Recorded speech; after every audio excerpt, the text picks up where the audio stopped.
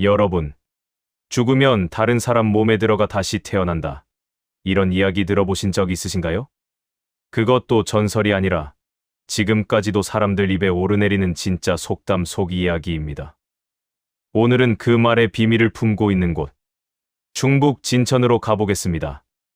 이름 하나의 반란, 진압, 영웅의 탄생, 그리고 삶과 죽음을 넘나드는 전설까지 다 들어있는데요. 끝까지 보시면 왜 사람들이 지금도 이 말을 쓰는지 알게 되실 겁니다. 먼저 놀라운 사실 하나. 진천이라는 이름은 원래 이 땅의 이름이 아니었습니다. 무려 이름이 5번 넘게 바뀌었습니다. 고구려 시대에는 금물노군 또는 만노군 혹은 수지신지라 불렸고, 신라 때는 흑양군 그리고 다시 황양군으로 이름이 바뀝니다. 여기서 끝이 아닙니다. 고려 초에는 강주였다가 다시 진주로 개칭됩니다. 자, 여기서 등장하는 진주라는 이름, 이게 바로 지금 진천이라는 이름의 뿌리입니다. 그런데 왜 하필 진압할 진이라는 무시무시한 글자가 이 땅에 새겨진 걸까요? 여기에는 두 가지 설이 있습니다. 하나는 고려 건국 초기 청주 호족 세력의 반란을 이곳에서 진압했다는 설이고, 또 하나는 고려군이 이곳에 진을 치고 지켰다는 데서 이름이 붙었다는 설입니다. 즉, 이 땅은 그냥 조용한 시골 마을이 아니라 나라의 운명이 걸린 전략적 요충지였다는 뜻입니다. 반란이든 방어든 군대가 움직였던 그 자리에 지금 우리가 아는 이름이 새겨진 겁니다. 이름의 순환은 여기서 끝나지 않습니다. 성종 때는 자사를 두었다가 목종 때 없어졌고, 현종 때는 청주에 편입되었습니다. 고종 때는 창의연, 원종 때는 의령으로, 조선 초에는 상산이라는 이름까지 거쳤습니다. 정말 정신없죠. 그리고 드디어 태종 13년, 1413년 계사년, 마침내 진천이라는 이름으로 확정됩니다. 이름 하나 정하는데 무려 삼국시대부터 조선 초까지 1000년 가까운 시간이 걸린 셈입니다. 그런데 이름이 확정된 뒤에도 이 땅은 편할 날이 없었습니다. 1505년 연산군 시절에는 갑자기 경기도로 편입되는 사건이 벌어집니다. 충청도였던 고을이 하루아침에 경기도가 되어버린 겁니다. 다행히 중종 초에 다시 충청도로 돌아오긴 했지만, 이 정도로 도를 넘나들었다는 건 이 땅의 정치적 위치가 절대 평범하지 않았다는 뜻입니다. 자, 여기까지는 이름의 역사였습니다. 그런데 이 땅에는 이보다 훨씬 더 극적인 이야기가 숨어 있습니다. 바로 삼국통일의 주인공 김유신의 탄생 설화입니다. 김유신의 아버지 김서연이 이 지역, 신라시대엔 만노군이라 불리던 이곳의 태수로 있을 때 아내 만명부인이 이곳에서 김유신을 낳았습니다. 그런데 여기서 정말 소름 돋는 기록이 하나 등장합니다. 옛 역사서에 따르면 만명부인은 김유신을 잉태한 지 무려 20개월 만에 낳았다고 전해집니다. 20개월은 평범한 출산의 2배가 넘는 시간. 후대 사람들은 이걸 그냥 지나치지 않았습니다. 하늘이 영웅을 세상에 내려보내는 신호라고 여겼던 겁니다. 그리고 이 탄생이 지명에까지 흔적을 남깁니다. 김유신의 탯줄을 도서성에 묻었는데, 그 후로 그 산의 이름이 태령산 혹은 장태산으로 불리게 됩니다. 상상해보세요. 한 아기의 탯줄 하나가 산 이름이 되어 지금까지 남아있는 겁니다. 이야기는 더 신비로워집니다. 옛 역사서에는 김유신의 태가 진이 되었다는 기록까지 남아 있습니다. 신라 때부터 사당을 세워 봄, 가을로 제사를 지냈고, 고려 때에도 그 제사가 계속 이어졌다고 합니다. 그리고 놀랍게도 이 사당 앞을 지날 때는 누구든 말에서 내려 걸어가야 했다고 전해집니다. 왕도, 장군도 예외가 없었던 신성한 땅이었던 겁니다. 시간이 흘러 조선시대, 이번엔 임금이 이 땅과 인연을 맺습니다.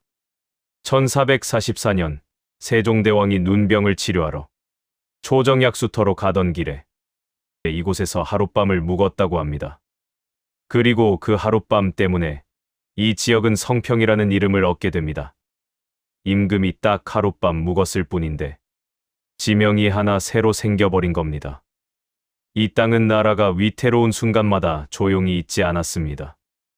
임진왜란 때는 이곳 출신 이영남이 이순신 장군과 함께 노량해전에 나가 싸우다 전사했고, 1919년에는 이상직의 주도로 수천 명이 만세운동을 벌이며 3.1운동의 불씨를 이 지역 곳곳으로 퍼뜨렸습니다.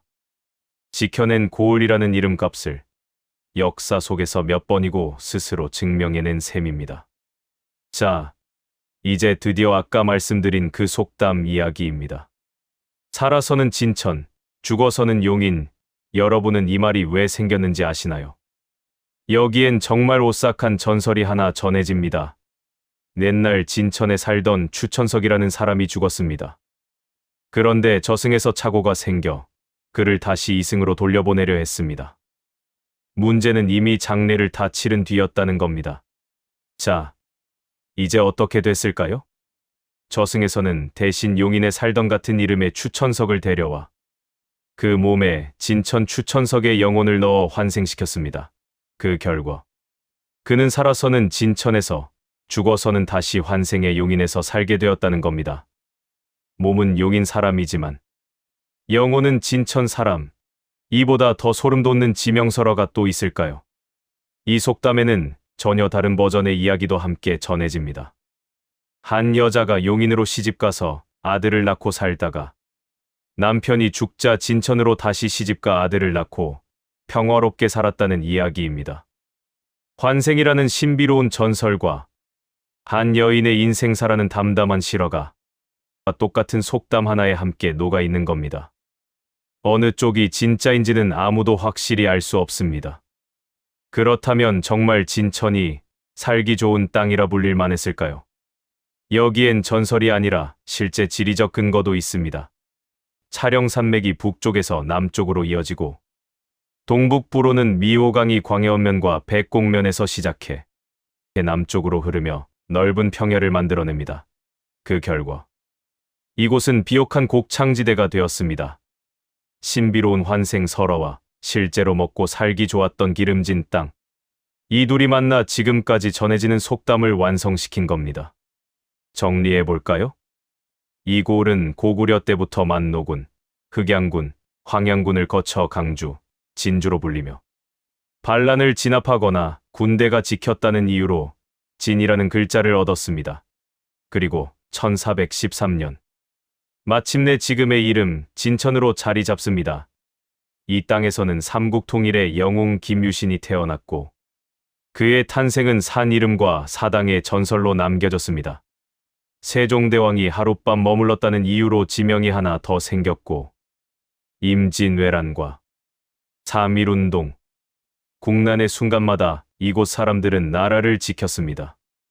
그리고 지금까지도 사람들 입에 남아있는 살아서는 진천, 죽어서는 용인 이라는 말은 오싹한 환생설화와 비옥한 땅이라는 현실이 함께 만들어낸 이야기였습니다.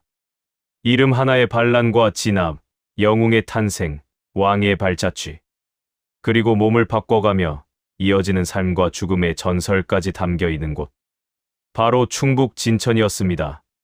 여러분이 살고 있는 동네에도 어쩌면 이런 소름 돋는 이야기가 숨어 있을지 모릅니다. 궁금하신 지역이 있다면 댓글로 남겨주세요. 그리고 이 이야기가 재미있었다면 구독과 좋아요 눌러주세요. 다음 지명의 비밀도 함께 파헤쳐 봅시다.